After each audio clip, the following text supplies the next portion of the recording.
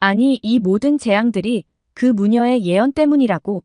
최근 중국에 역대급 태풍들이 잇따라 몰아치며 막대한 피해를 입히자 중국 국민들이 불안과 공포에 크게 떨고 있습니다. 그런데 이 모든 재앙을 중국 충칭시의 한 무녀가 정확히 예언하면서 큰 논란이 일고 있다는데요.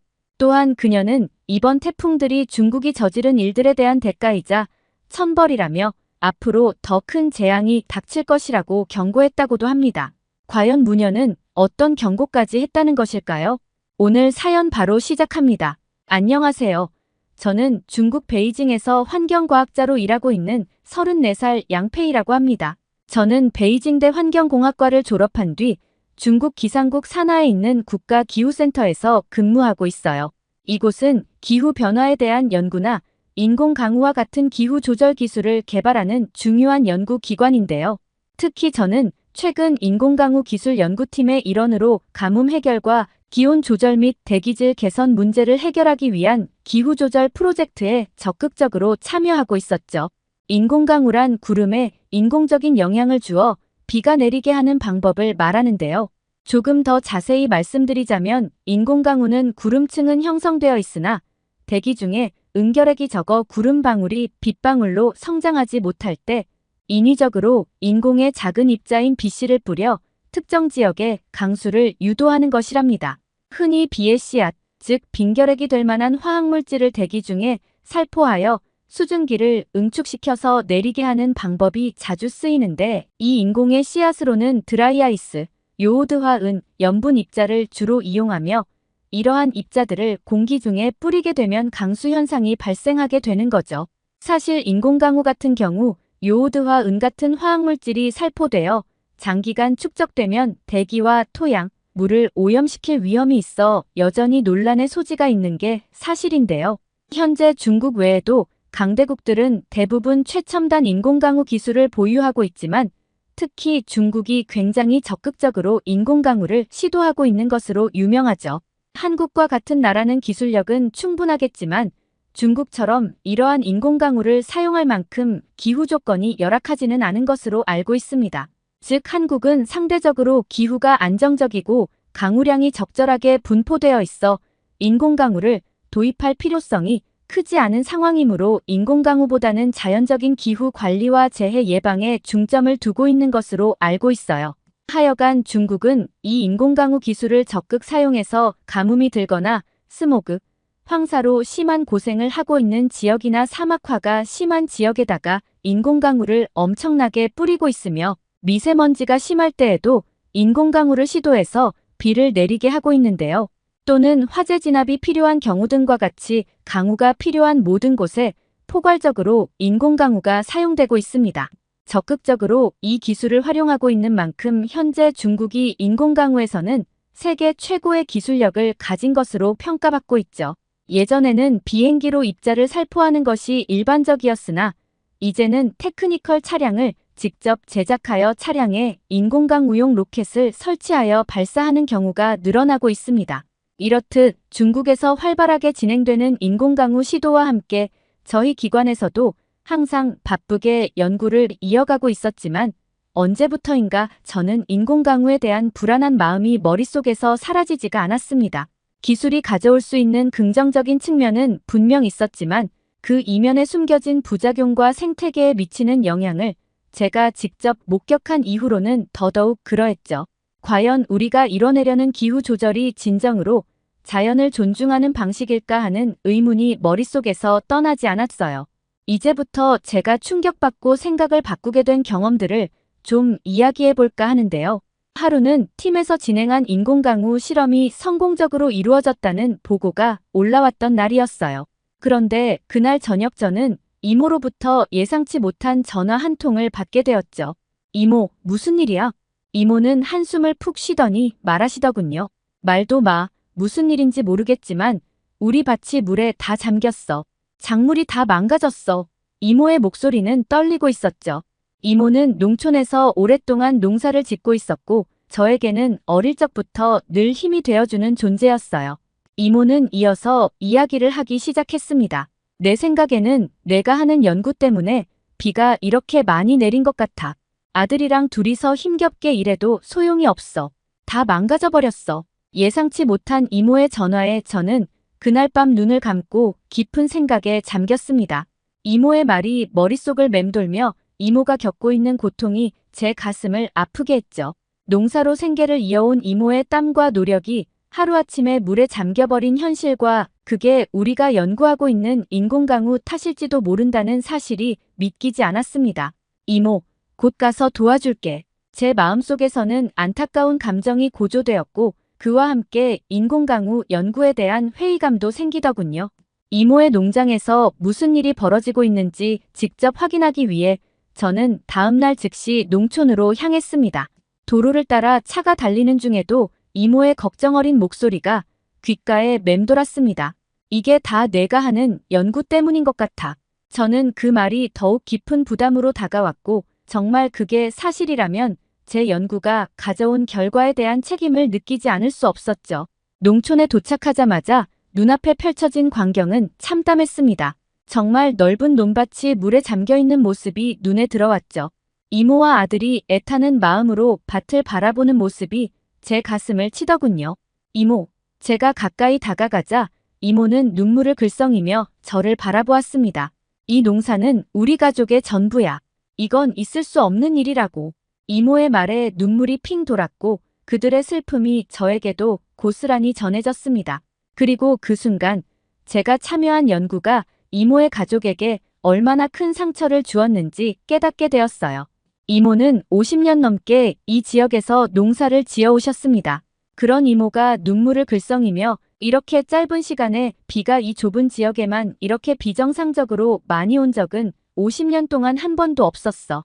자연적으로는 결코 있을 수 없는 일이야 라고 말씀하시더군요. 이모의 목소리에는 확신이 가득 담겨 있었습니다. 그리고 이모가 덧붙였습니다. 최근 인공강우가 있었던 날과 피해가 정확히 일치해.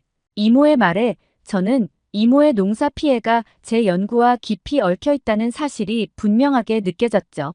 제가 참여한 실험이 이모의 가족과 생계를 위협하고 있다는 사실은 제게 큰 충격이었어요.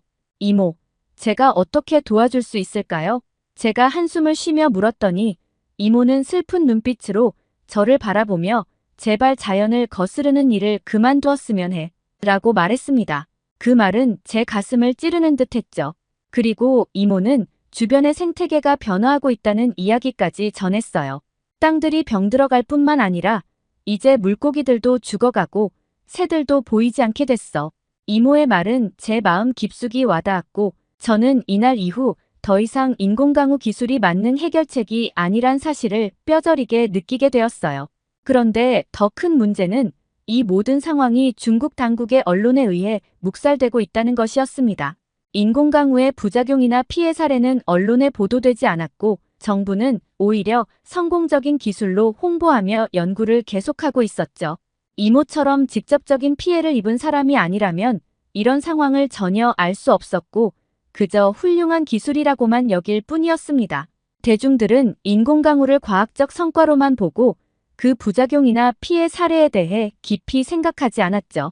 그러던 중 충칭시에서 또 한 차례 뿌려진 인공강우가 큰 논란을 일으켰습니다. 이는 워낙 큰 사건이었기에 한국 등 인근 국가에서도 대대적으로 보도된 바가 있는데요. 폭염을 완화하기 위해 뿌린 비는 기온을 일시적으로 크게 낮추는 데엔 성공했지만 예상치 못한 강풍과 폭우로 도시 곳곳이 쑥대밭이 된 것입니다. 강력한 바람에 창문이 부서지고 도로 곳곳에 나무와 가로등이 쓰러지는 등 충칭 시민들은 혼란 속에 빠졌습니다.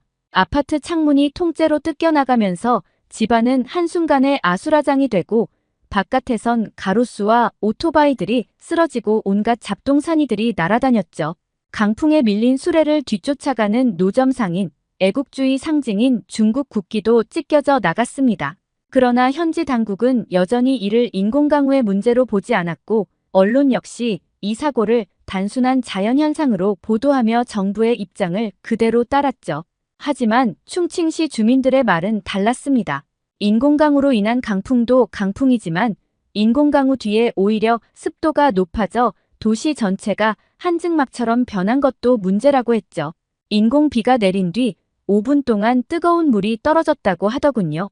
그리고 이후 기온이 더 올라가고 더 더워졌다고 했죠. 이건 분명히 인공강우의 문제였습니다. 저는 이 사건을 접하면서 더욱 깊은 회의에 빠졌어요. 우리의 연구가 단순히 과학적 진보가 아니라 실질적인 재앙을 가져올 수도 있다는 불안감이 커져갔고, 무엇보다도 정부와 언론이 이 모든 부작용을 외면하고 심지어 성공적인 사례로 치부하는 모습을 보며 진정한 진실을 은폐하는 것 같다는 현실을 깊이 인식하게 되었죠. 그러던 찰나에 저는 잡지에서 우연히 한 칼럼을 읽게 되었습니다. 그 글에는 충칭시에 거주하는 한 무녀가 최근 벌어진 인공강우와 관련해 한 예언을 했다는 내용이 담겨 있었습니다. 그 무녀는 하늘에 억지로 비를 내리게 하면 땅과 물의 균형이 깨져 재앙이 닥칠 것이라고 경고했죠. 그리고 자연을 거스르는 자는 천벌을 받을 것이라며 인공강우를 남용하는 현 행태를 강하게 비판하고 있었습니다. 그 무녀의 예언은 지역 주민들 사이에서 화제가 되며 입소문을 타고 있었지만 당국은 무녀의 말을 터무니없는 미신으로 치부하며 일축했죠. 그 기사를 읽고 저는 무녀의 예언이 단순한 미신이 아니라 우리가 무시하고 있는 자연의 경고일지도 모른다는 생각이 들었습니다. 과연 우리가 하는 일이 자연의 이치에 맞는 것인지 아니면 단지 인간의 욕심을 채우기 위한 무리한 시도인지 고민이 깊어졌죠. 그리고 그 무녀는 옆나라 한국에 대한 이야기도 하더군요. 아버지가 한국인이라고 들었는데 그래서 그런지 많은 내용을 알고 있는 듯 했는데요. 한국은 함부로 자연을 조작하기보다는 조화롭게 어우르는 방법을 찾아가고 있다는 것이었습니다. 즉 한국은 인공강우와 같은 자연을 거스르는 방법 대신 여러 방식을 통해 환경 문제를 해결하고 있었는데 특히 대기 오염과 수자원 관리 문제에 있어보다 지속 가능한 방법을 개발하며 자연의 흐름을 존중하는 접근을 하고 있다는 점을 강조했죠. 실제로 제가 찾아본 바로도 그랬습니다. 한국은 대기질 개선과 수자원 관리에서 다양한 대책을 마련하고 있었어요. 우선 미세먼지는 한국에서 심각한 환경 문제로 대두되고 있었으며 특히 중국발 미세먼지와 한국 내 발생 미세먼지가 복합적으로 영향을 미치고 있었습니다. 사실 이에 대해서는 중국인으로서 참 미안한 마음이 큽니다. 중국발 미세먼지로 인한 고통을 제가 결코 모르는 게 아니거든요. 하지만 일개 시민에 불과한 제가 할 수 있는 게 없으니 죄송한 마음을 표하는 것 외에는 참 어찌할 도리가 없네요. 어쨌든 한국 같은 경우 미세먼지 저감을 위해 인공강우와 같은 방법 대신 내연기관 차량에서 배출되는 미세먼지를 줄이기 위해 친환경 교통수단, 즉 전기차와 수소차의 도입 및 확대 보급에 나섰습니다. 이를 위해 충전 인프라를 구축하고 보조금을 지원하는 정책도 병행하는 모습이었죠.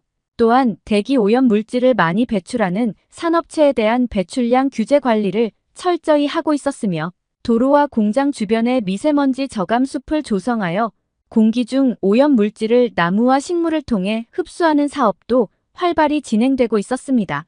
그리고 기본적으로 대기 오염을 실시간으로 모니터링하고 예측하는 시스템을 구축해 미세먼지 농도를 예측하고 국민들에게 알리는 체계도 마련되어 있었고요.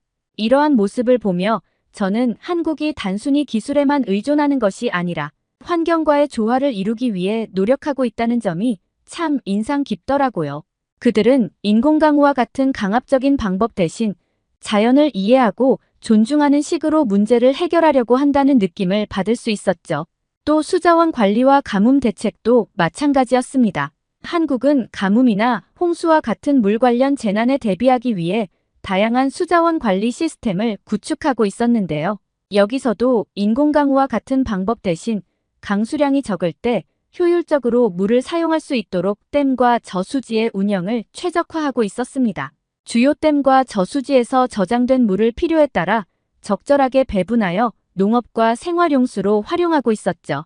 물 부족 문제를 해결하기 위해 지하수 자원의 개발과 관리도 적극적으로 추진하고 있었습니다. 한국은 전국적으로 지하수 모니터링 시스템을 구축하여 가뭄 시에도 안정적으로 물을 공급할 수 있도록 관리하고 있었죠. 또한 해수 담수화 기술을 활용하는 사례도 있었습니다. 해수 담수화란 바닷물을 마실 수 있는 물로 바꾸는 기술로 한국은 이를 연구하고 적극적으로 실용화를 추진 중이었으며 주로 서해안과 남해안 지역에서 연구가 활발히 진행되고 있었습니다. 이는 물 부족이 심각해질 경우 유용한 해결책이 될 수 있는 기술이었죠. 마지막으로 비가 왔을 때 빗물을 모아 재활용하는 시스템을 도입하여 물 자원을 절약하려는 노력도 이어지고 있었죠. 이런 다양한 접근 방식들을 보며 저는 한국이 자연의 흐름을 존중하면서도 효과적으로 물 문제를 해결하기 위해 끊임없이 노력하고 있다는 것을 느꼈는데요. 무녀의 이야기 그리고 한국의 사례를 찾아보며 저는 자연의 법칙을 거스르는 것이 아니라 그것을 존중하고 이해하는 것이야말로 지속 가능한 미래를 위한 길이 아닌가 하는 생각을 하게 되었습니다. 인공강우라는 게 단기적인 해결책을 제공할 수 있을지는 모르지만 장기적으로 봤을 때 자연과의 조화 없이는 진정한 해결책이 될 수는 없다는 생각이 들었죠. 시간이 지날수록 제 머릿속은 혼란스러워졌고 저의 연구 방향에 대한 의문은 날로 커져만 갔습니다. 그러던 중 중국에는 슈퍼 태풍 야기가 찾아오게 되었는데요. 슈퍼 태풍 야기는 최대 시속 234km가 넘는 강풍을 동반하며 중국 남부 하이난성에 상륙했죠. 하이난성 주민과 광동성 주민을 합하여 무려 100만여 명이나 되는 주민들이 대피하는 등 피해가 막심할 것으로 예상되었고 태풍이 상륙하자마자 아니나 다를까 강한 바람과 폭우가 쏟아지면서 건물들이 무너져 내리고 도로가 침수되는 상황이 벌어졌습니다. 뉴스 화면에 비친 현장에서는 사람들의 얼굴에 절망과 두려움이 가득했고 구조대원들이 긴급히 구호 작업에 나섰습니다. 또한 야기로 인한 경제적 손실만 해도 263억 위안, 한국 돈으로 무려 5조 원에 이르는 것으로 집계됐죠. 저는 문득 무녀의 예언이 떠오르더군요. 그녀가 경고했던 하늘에 억지로 비를 내리게 하면 땅과 물의 균형이 깨져 재앙이 닥칠 것이라는 말이 다시금 제 마음에 깊이 와닿았습니다. 인공강우의 사용이 이러한 큰 재난을 불러온 것일까요? 그러나 이는 단지 서막에 지나지 않았습니다. 중국에는 더 큰 위기가 다가오고 있었거든요. 제13호 태풍 버빙카가 중국 상하이에 상륙하며 이미 피해를 입은 상황에 또 다른 재난이 닥쳤습니다. 무녀의 말이 들어맞기 시작했죠. 버빙카는 중국의 경제 수도 상하이 전역에 막대한 영향을 미쳤고 강풍과 폭우로 인해 건물 외벽이 떨어져 나가고 유리창이 깨지며 가로수가 뿌리째 뽑히는 등 엄청난 피해가 발생했습니다. 1949년 글로리아 이후 75년 만에 가장 강력한 태풍으로 기록된 버빙카는 그 위력이 상상을 초월했습니다. 이 태풍으로 인해 상하이는 도로가 침수되고 셀 수 없이 많은 나무들이 부러지거나 뽑혀나가면서 부상자도 수없이 발생했습니다. 강풍과 폭우로 인해 위험 지역의 수십만 주민들이 대피해야 했고 모든 학교와 가게 등이 문을 닫아야만 했죠. 게다가 여객 열차와 주요 공항에서 출발하는 항공편이 모두 취소되면서 중추절 연휴에 가족과의 만남을 고대하던 많은 사람들의 계획이 산산조각 나버렸습니다. 이러한 상황 속에서 시민들은 소셜미디어에서 버빙카의 참혹한 피해 모습을 생생히 공유하고 있었죠. 건물 외벽이 날아가고 유리창이 파손되는 장면, 지붕이 뜯겨 나가는 모습들이 포착되었으며 가로수가 뿌리째 넘어지는 등 충격적인 상황이 펼쳐졌습니다. 자연을 거스르는 자는 천벌을 받을 것이라는 무녀의 예언은 이 모든 재난을 통하여 더욱 뚜렷하게 느껴지는 것 같았어요. 자연의 힘을 무시한 인위적인 개입이 초래한 결과들이 마치 그녀의 경고를 입증하듯 불행의 연쇄가 이어지고 있었죠. 그녀가 잡지 칼럼에서 마지막으로 썼던 말이 떠오르네요. 만약 중국이 자연의 경고를 계속 무시한다면 1931년 양쯔강 대홍수보다 더 큰 재앙을 겪게 될지도 모른다고. 참고로 1931년 양쯔강 대홍수는 최대 400만 명에 이르는 사망자를 낸 것으로 추산되는 인류 역사상 최악의 자연재해로 꼽히는 사건입니다. 그리고 그녀가 했던 여러 예언들은 단순한 미신이 아니라 과학적으로도 충분히 타당성을 지닌 것으로 볼 수 있습니다. 인공강우를 사용하면 비가 원래 예상했던 지역이 아닌 다른 지역에서 내리게 되는데 이는 특정 지역에서 비를 내리게 할 수 있지만 다른 지역에서는 비가 줄어드는 현상을 초래할 수 있고 지역 간의 물 분배 불균형을 초래하여 궁극적으로 강우 패턴에 영향을 미칠 수 있기 때문인데요. 따라서 일부 연구자들은 이러한 인위적인 조작이 장기적으로 기후 패턴에 심각한 영향을 미칠 수 있다고 경고하곤 합니다. 즉 특정 지역에서 인공강우를 많이 사용하게 되면 그 지역의 기후가 변하거나 다른 지역에 강수량 변화가 생길 수 있다는 거죠. 이는 강한 태풍이나 다른 극단적인 기상 현상과 충분히 연결될 수도 있습니다. 결국 인공강우와 기후의 복잡한 상호작용을 명확히 이해하려면 더 많은 연구가 필요하지만 중국은 그런 신중함 없이 즉각적인 해결책에만 몰두하고 있는 듯해 보였어요. 이런 급한 결정들이 오히려 더 큰 재앙을 불러올 수도 있다는 사실을 깨달아야 할 텐데 말이죠. 무작정 자연을 조작하는 것이 가져올 수 있는 위험성을 결코 간과해서는 안 된다는 점만은 분명합니다. 그리고 최근 14호 태풍 플라사는 다시 한번 상하이를 강타하였습니다. 그런 뒤 한반도 쪽으로 방향을 틀자 중국인들은 그제서야 안도의 한숨을 내쉬었는데요.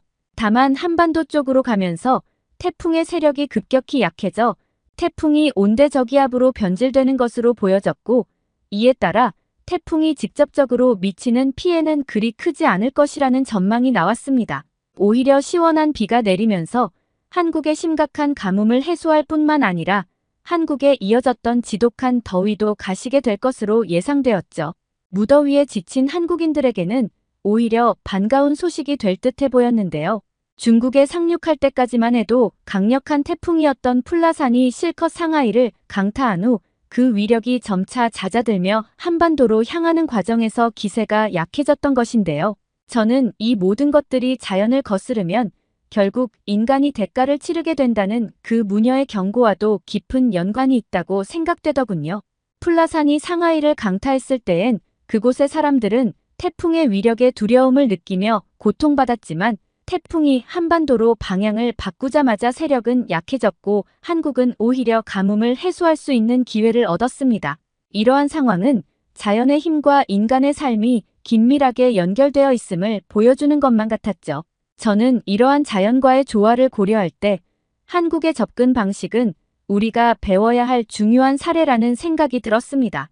앞서 말했듯 한국은 환경 문제를 해결하기 위해 자연을 존중하고 이해하려는 노력으로 지속 가능한 미래를 만들어가고 있었습니다. 인공강우와 같은 단기적인 해결책에 의존하기보다는 효율적인 수자원 관리와 지하수 개발, 미세먼지 저감숲, 해수 담수화 기술 등을 활용해 자연과의 균형을 찾으려 하는 나라였죠. 한 명의 연구원에 불과한 제가 중국 전체의 정책 방향을 바꿀 수는 없겠지만 저는 이러한 경험과 깨달음을 바탕으로 작은 변화를 일으킬 수 있도록 노력해 보고자 합니다. 제가 연구하는 분야에서 지속 가능한 솔루션을 제안하고 보다 많은 사람들이 자연과의 조화를 이루는 방법에 대해 고민하도록 유도하는 것이 제 목표입니다. 무녀의 예언이 주는 경고를 잊지 않고 환경을 존중하며 연구에 임한다면 언젠가는 우리의 노력이 더 큰 변화를 가져올 수 있을 것이라 저는 믿습니다. 그리고 그런 작은 변화들이 모여 큰 물결이 될 수 있음을 상기하며 앞으로의 연구와 실천에서 한국의 사례를 지속적으로 참고해 나가고 싶습니다. 자연과 조화를 이루는 길이야말로 진정한 해결책이라는 믿음을 가지고 더 나은 미래를 위한 여정을 이어가려 합니다. 그리고 저에게 많은 영감을 준 한국, 그리고 충칭시의 무녀에게 고맙다는 말을 전하고 싶습니다. 영국인도 아니고 심지어 아시아의 한국인이 프리미어리그 득점왕을 차지하다니 세상이 정말 말세구나. 여기 영국의 한 가정집에서 화가 난 한 중년 남성이 TV를 보며 한숨을 푹푹 쉬고 있습니다. 이 남성은 평소 백인우월주의에 빠져있던 남성이었다고 하는데요. 특히 토트넘의 라이벌팀인 아스널의 광팬이었기에 더더욱 한국의 손흥민 선수를 싫어했다고 합니다. 그런데 이 남성의 딸이 어느 날 한국인 남자친구가 생겼다는 말을 꺼내자 예상대로 집안에서는 난리가 나고 말았는데요. 하지만 딸도 끝까지 고집을 꺾지 않고 아버지에게 팽팽하게 맞섰는데 이후 놀라운 일이 벌어졌다고 하네요. 대체 이들에게 무슨 일이 일어난 것일까요? 안녕하세요. 반가워요. 저는 영국 런던 사는 32살 직장인 엘라라고 합니다. 제가 사는 런던은 여러분들도 알다시피 뉴욕, 도쿄와 함께 세계 3대 도시로 불리는 참 좋은 도시죠. 저는 결혼을 약속한 한국인 남자친구가 있습니다. 이름은 김정준이고 나이는 저보다 3살이 많아요. 정준 씨를 만나기 전까지 저는 외국 남자 그것도 아시아인과 교제를 할 거라는 생각은 상상도 해본 적이 없었어요. 물론 저는 영국 프리미어리그에서 활약 중인 손흥민 선수도 좋아하고 황희찬 선수도 좋아합니다. K-팝 가수는 BTS, 세븐틴, NCT를 좋아하지만 그건 어디까지나 가수로 그리고 축구 선수로서 좋아하는 거지 이성으로 좋아하는 건 아니었거든요. 사실 저는 정준 씨를 만나기 전까지 아시아 남자를 이성으로 좋아해 본 적이 없었어요. 굳이 외국인을 만난다면 같은 유럽이나 미국인을 만날 거로 생각했죠. 그런데 정말 사랑은 도둑처럼 순식간에 찾아온다는 말이 맞더라고요. 그런데 어떻게 한국 남자를 만나게 됐냐고요? 저는 IT 계열의 회사에 다니고 있는데요. 작년 봄에 우리 회사와 자매 결연을 맺은 한국 회사에서 1년간 파견 근무를 나온 사람이 바로 정준 씨였습니다. 솔직히 말하면 첫 만남에 외모부터 끌렸습니다.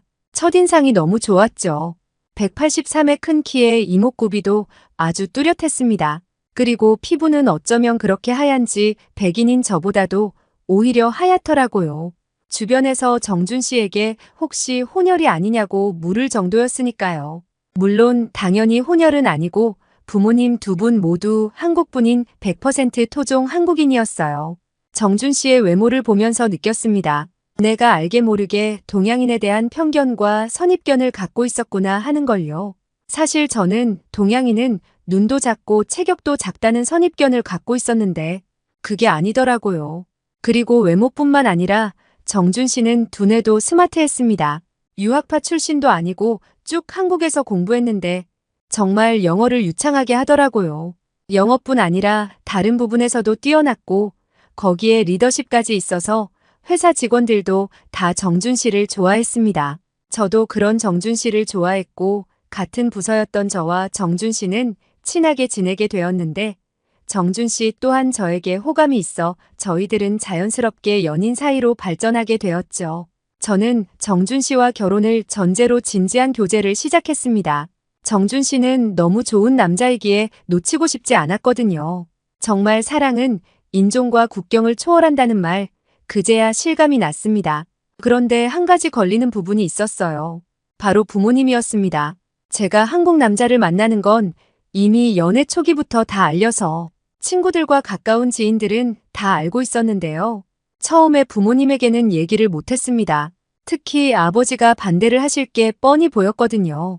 사실 아버지는 아시아인들을 다소 무시하는 경향이 있었습니다. 아니, 무시를 한다기보다 백인, 그리고 특히나 영국인이 아주 우월하다는 생각을 하시는 분이십니다. 하여간 제가 한국 남자를 만난다는 걸 알면 아버지가 엄청 화를 내실 게 뻔했습니다. 아버지가 어느 정도로 심하냐면 몇 년 전에 한국의 손흥민 선수가 이집트의 살라 선수와 공동 득점왕이 된 걸 보고는 정말 무슨 큰일이라도 생긴 것처럼 한숨을 푹푹 내쉬었습니다. 2021-2022 시즌 프리미어리그에서 영국인이 아닌 한국인과 이집트인이 각각 23골로 득점왕에 오른 건 영국 축구 역사에 남을 참 굴욕스러운 일이라고 하셨죠. 축구 종주국 영국의 명예가 실추된 사건이라고 크게 실망을 하셨어요. 저희 아버지는 특히 손흥민 선수를 싫어하셨습니다. 더구나 그럴 수밖에 없는 것이 저희 아버지는 아스널의 광팬이셨거든요. 한국 분들도 축구를 좋아하시는 분들은 아시겠지만 아스널과 손흥민 선수의 소속팀인 토트넘은 라이벌입니다. 두 팀의 대결은 한국으로 따지면 한일전과 같은 거라고 할 수 있을 정도로 아주 심한 라이벌 관계죠. 북런던 더비라고 들어보셨나요? 축구를 좋아하시는 한국 분들은 귀에 익숙한 말일 겁니다. 아주 간략하게 북런던 더비를 설명하자면요. 북런던 더비는 잉글랜드 런던 북부의 축구팀들인 아스널과 토트넘이 벌이는 더비 매치를 일컫는 겁니다. 양 팀의 경기는 1909년 12월에 처음 있었지만 이때부터 양 팀이 라이벌 의식을 가지고 더비 매치를 한 것은 아니고 1913년 아스널이 토트넘 옆으로 이사를 오면서 그때부터 지역 더비로서의 경기가 성사되기 시작했죠. 단순한 지역 라이벌이었던 이 두 팀은 1차 세계대전 이후 잉글랜드의 일부 리그가 개편되는 과정에서 승격 스캔들이 일어나면서 심각한 원수지간이 되어 현재 프리미어리그에서 노스웨스트 더비와 함께 손꼽히는 더비 매치가 되었습니다. 하여간 그래서 라이벌 팀의 에이스인 손흥민 선수를 우리 아버지가 좋아할 리가 없었죠. 특히나 손흥민 선수가 아스널전에 강했거든요. 아스널과의 경기에서 손흥민 선수가 골을 넣으면 아스널 수비수들에게 쌍욕을 퍼부었습니다. 이런 멍청한 놈들 동양인 한 명을 못 막아서 저 난리냐? 연봉 다 토해내라! 그런 식으로 험한 욕을 하셨습니다. 하여간 그럼에도 저는 용기를 내어서 아버지께 남자친구 얘기를 했습니다. 어차피 넘어야 할 산이라면 당당히 넘자 그런 생각이 들더라고요. 저는 그래서 용기를 내어서 얘기했는데 역시 아버지는 크게 화를 내셨습니다. 절대 한국인 사위는 받아줄 수가 없어! 체격도 작고 눈도 작은 동양인을 도대체 왜 만나는 거야? 아버지, 정준 씨는 체격도 좋고 이목구비도 큼직큼직해요. 시끄러워! 아버지는 생각보다 더 완강히 반대하셨습니다. 어머니는 아버지처럼 심한 반대는 하지 않으셨지만 그래도 싫은 것 같은 눈치셨어요. 그냥 같은 영국인 만났으면 하신다고 말씀하셨거든요. 그렇게 그 이후 저는 아버지의 허락을 받지 못한 채로 교제를 이어나갔습니다. 그냥 헤어질까도 생각했지만 저는 도저히 정준 씨를 포기할 수가 없었습니다. 그리고 또 한 가지 아버지가 절대 한국 사위를 받아줄 수가 없는 이유가 하나 더 있는데요. 그건 저와 정준 씨가 결혼을 하게 되면 한국에서 신혼생활을 시작할 계획을 하고 있기 때문입니다. 제가 사는 영국도 훌륭한 나라지만 한국도 영국에 절대 뒤지지 않는 살기 좋은 곳이라는 거 저도 알고 있습니다. 물론 한국에서 살아본 적은 없지만 저는 세계 소식에는 관심이 꽤 있어서 한국에 대한 소식도 종종 들어 괜찮은 나라라는 것은 알고 있었거든요. 그래서 한국이 얼마나 살기 좋은 나라인지 어느 정도는 알고 있습니다. 하지만 아버지의 생각은 다를 겁니다. 한국이 영국보다 한참 못 사는 나라라고 생각하거든요. 하여간 아버지 때문에 너무 고민스러웠어요. 저와 정준 씨는 저희 부모님 때문에 결혼에 대한 불확실성이 커지기 시작했습니다. 물론 사랑하는 마음은 여전했지만요. 그렇게 정준 씨의 영국에서의 파견 근무 기간이 다 지나가고 정준 씨는 한국으로 돌아갔습니다. 저희는 인터넷으로 영상통화를 매일 했지만 그걸로는 성에 차지 않았어요. 너무 보고 싶었고 옆에 있고 싶었습니다. 그래서 저는 다시 한 번 더 아버지를 설득시키려고 이런 제안을 하게 되었어요. 그 제안은 바로 한국 여행이었습니다.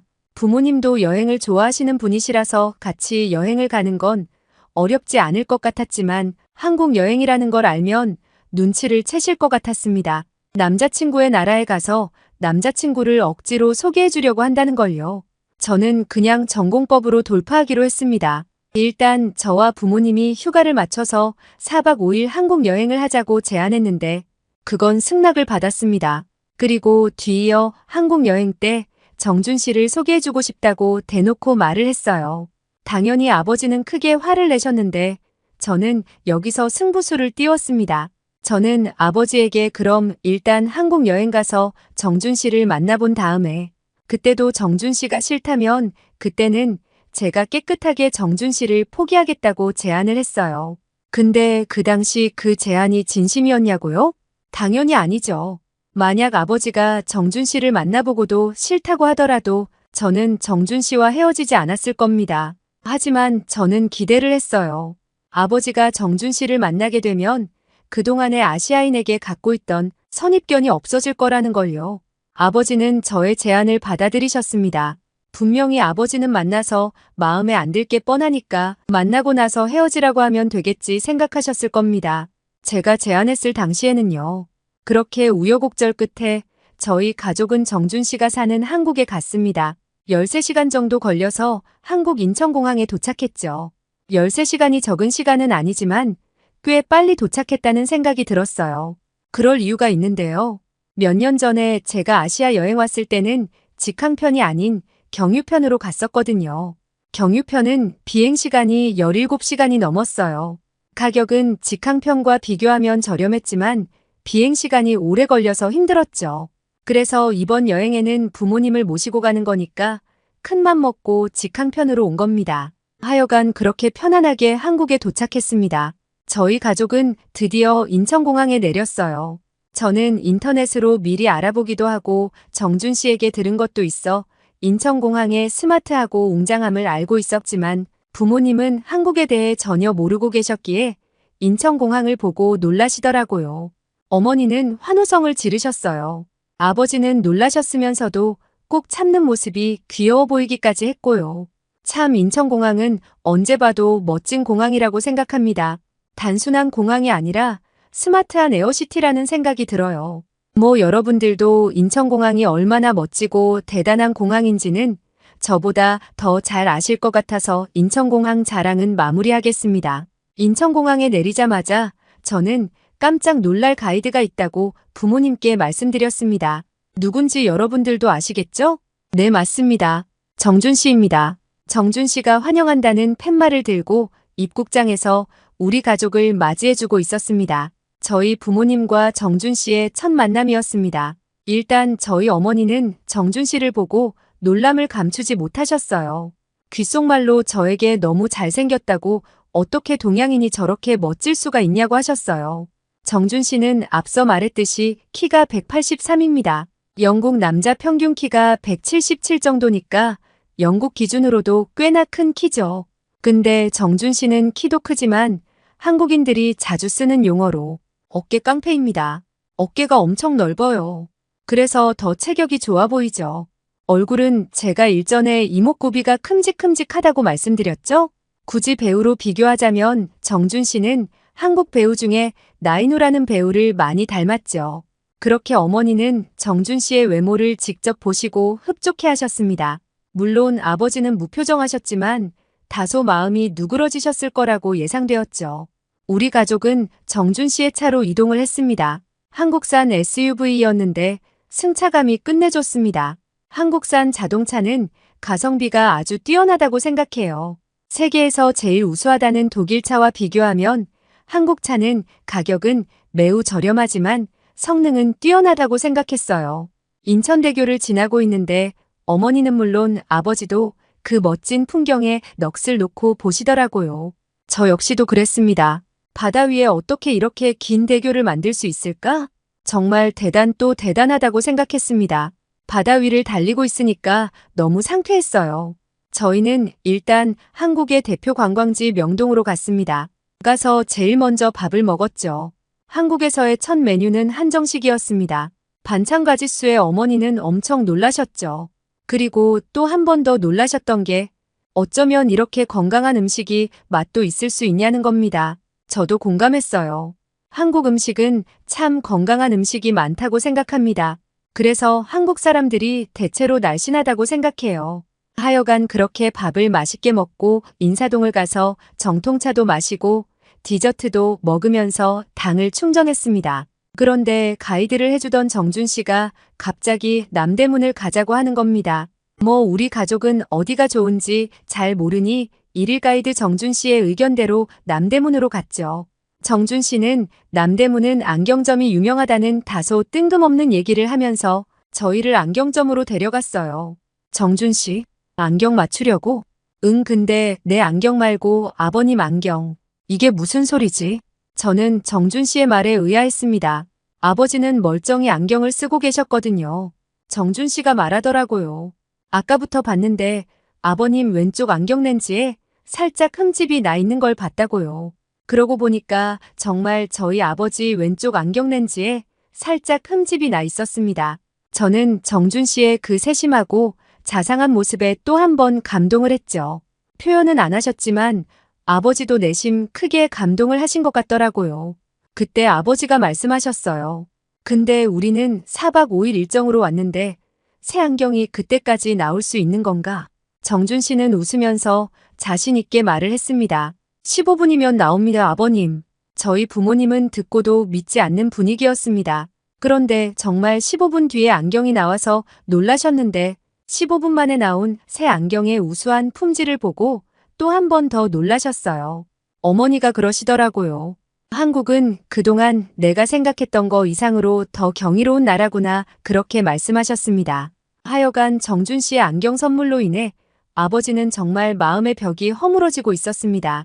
그렇게 한국에서의 첫날 명동, 인사동, 남대문에 이어 광화문 남산까지 다 둘러보고 정준 씨의 집으로 향했습니다.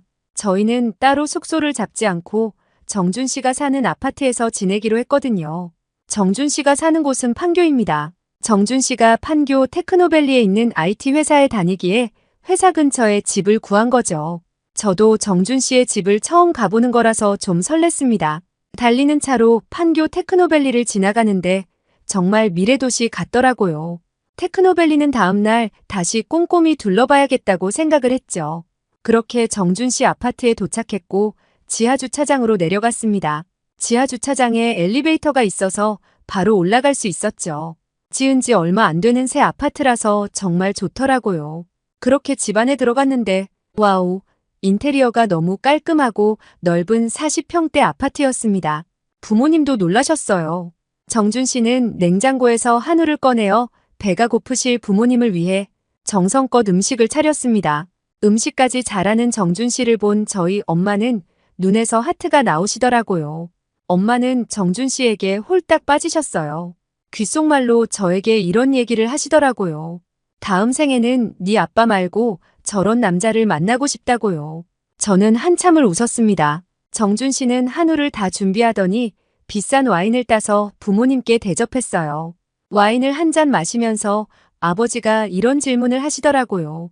도대체 월급이 얼마길래 이런 집을 렌트한 건가? 렌트비가 만만치 않을 텐데. 아버지의 질문은 저도 궁금하긴 했습니다. 이런 아파트는 월세가 비쌀 텐데 굳이 이렇게 넓고 좋은 아파트를 왜 구한 걸까? 아버지 입장에서는 너무 지나친 과소비로 느낄 수 있는 부분이었거든요.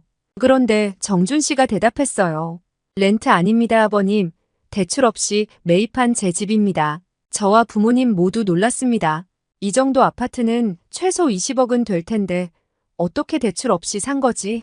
정준 씨는 뒤이어 쭉 설명했습니다. 한국의 부모님은 보통 아들의 신혼집을 마련해주는 문화가 있는데 자신의 부모님도 집값의 3분의 2 정도 마련해 주셨고 그래서 대출 없이 집을 매입할 수 있었다고 하더라고요.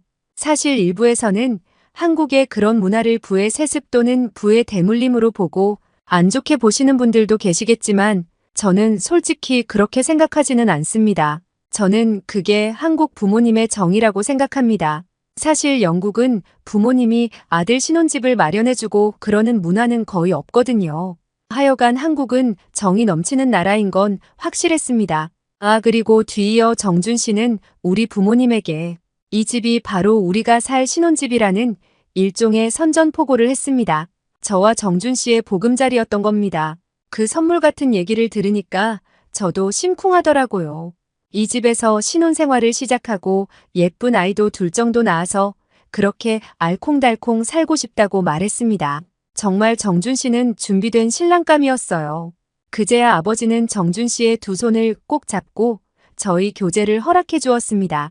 그 뒤로 남은 여행은 정말 행복함만 가득한 여행이 되었고 현재 저는 영국에 와서 한국으로 갈 준비를 하면서 알찬 시간을 보내고 있답니다. 저 아마도 올해 안에는 정준 씨와 결혼하게 될 것 같습니다. 앞으로의 제 삶에 많은 응원 부탁드려요. 오늘 영국인 엘라 씨 사연 어떻게 들으셨나요? 손흥민 선수 때문에 한국을 미워하던 아스널 팬 아버지조차도 한국에 직접 방문하고 나니 한국을 사랑할 수밖에 없나 봅니다. 이런 선진국에 살고 있다는 사실에 늘 뿌듯한 마음이 드네요. 앞으로도 새롭고 재밌는 영상으로 꾸준히 찾아뵙겠습니다. 구독과 좋아요, 그리고 알림 설정 부탁드려요. 끝까지 시청해주셔서 감사합니다.